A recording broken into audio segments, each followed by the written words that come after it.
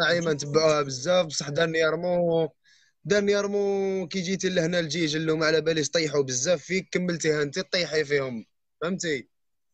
تما كنتي وقتها قادره ما طيح. نجمعيش منها.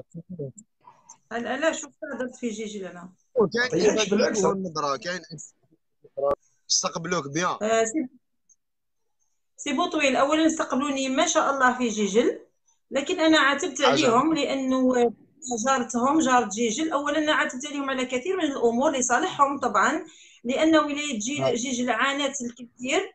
ولايه جيجل عانت بزاف بزاف وما زالت تعاني.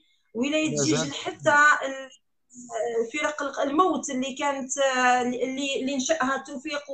فرق الموت اللي كانت اللي نشأها توفيق والجنرال تويتي في التسعينات جات حرقت الزيتون وقتلت الشعب الجيجلي، وقتلت الشعب الجيجلي. كانت بزاف جيجل من بكري وهي هما ناقمين عليها لانها فرنسا تكرهها. دوك حنا رانا حابينك، ما دام انت بنت جيجل انا حابينك تضربي على جيجل كيما ضرب عليها رضا سيتي ساز. يعني رضا سيتي ساز ضرب على جيجل. او يضرب ودخل الحبس وكلاشاهم كامل ومازال يزيد يديفوندي. شفت في النهار ديك النهار واش هضرت، وانا اللي بعت رفعت الانشغال نتاع المفرغه تاع النفايات نتاع ولايه بجايه يجيو يحطوها في جيجل.